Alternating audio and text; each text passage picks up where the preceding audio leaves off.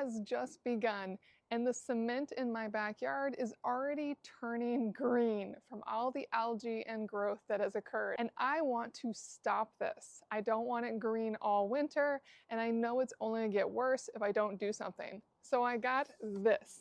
It's called Wet and Forget. And all you do is spray it on everything, and then it will take care of the algae for me. Let's do it. Now to spread this around, you can get one of these that has a sprayer on it, but I like the concentrate where I make my own mix and I use my own sprayer. So here it is, it's 5:1 is your ratio, and I'm just gonna pour it on in, and now it's ready to pump and spray. I wanna show you what I'm going for so we can look at the difference. All of this green here, you can see that it's really pronounced where the stairs for the hot tub usually are, but it's everywhere. You can see the green all the way throughout wherever the cement is not covered. There's a covered area right here, and you can kind of see where that squares off, and another covered area right there. So you can really see where the green is.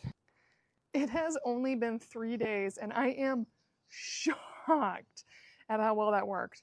I haven't done anything at all. I have just let this sit like this. We had a rainstorm. I can still see some slate green along this edge here, but compared to what it was, this is insanely improved. I'm so excited. I couldn't even wait for it to dry to show you, as it really did get rid of all the green.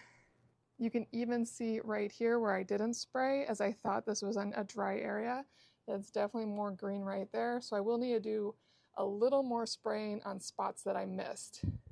But I cannot get over how well that worked. If you are dealing with any greenness appearing on your cement, this is the product to use.